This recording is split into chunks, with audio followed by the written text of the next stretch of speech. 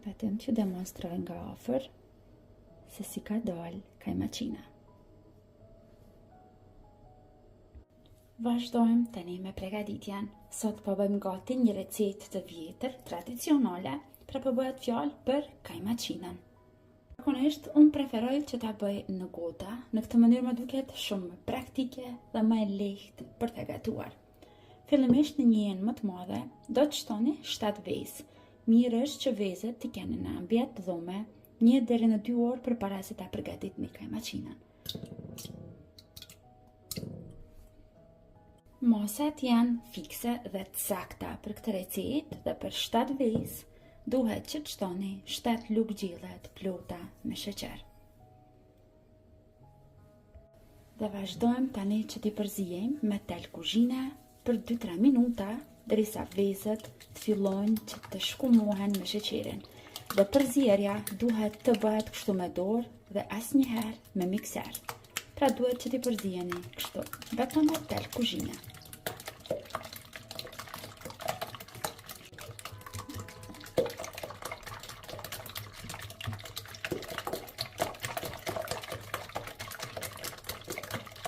Pasi sigurohemi që sheqeri është shkrirë tërësisht te vezët dhe është formuar kështu si shkum sipër vezëve, tani vazhdojmë që ta shtojmë qumshtin.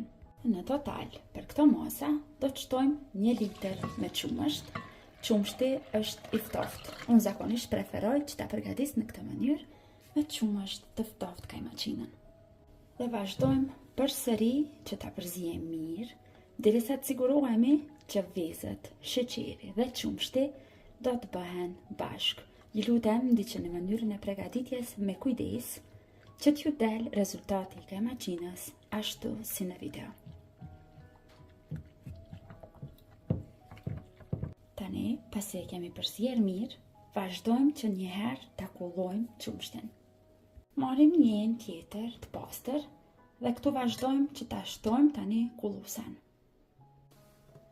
Tani, me ndihmën e kullueses, vazhdojmë që ta kullojmë masën që e kemi përgatitur.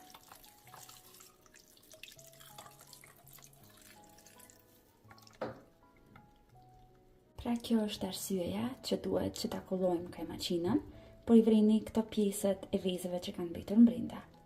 Tani marrim disa gota. Mund të përdorni edhe pjata të keramikës, mund të përdorni edhe pjata qilçit. Mos keni frikë, nuk do të thehen në furrë. Dhe masën që e përgatitëm për ta pasur më të lehtë që ta zbrazim, e kam shtuar kështu në një pokall të vogël dhe vazhdojmë i mbushim kështu deri lart të gjitha gotat një nga një.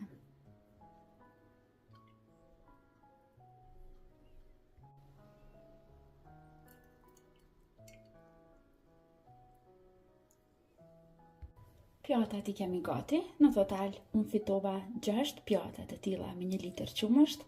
Nëse juve ju nevojitet më tepër, ju gjithmonë mund t'i dyfishoni gjitha masat që unë i përdora.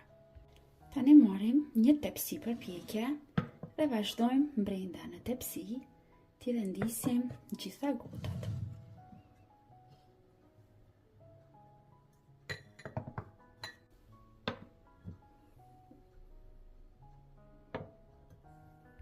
Tani vazhdojmë që brenda në tepsi të shtojmë ujë.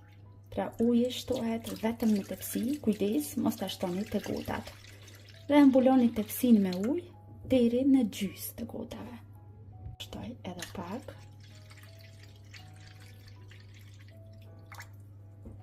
Dhe tani janë të gatshme për të vazhduar dhe për t'i futur në furrë.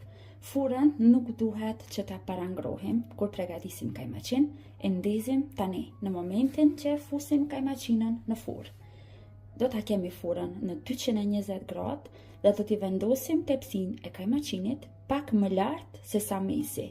Pra një rand më lart se sa mesi i furrës, që të vije pak më lart tepsia me kajmaqinën.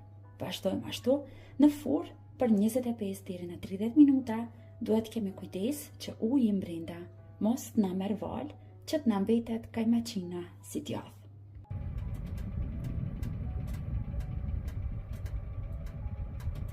Dhe të dashur miq, pas 25 minutave në furrë, i kam larguar nga furra dhe kajmaqina është gati.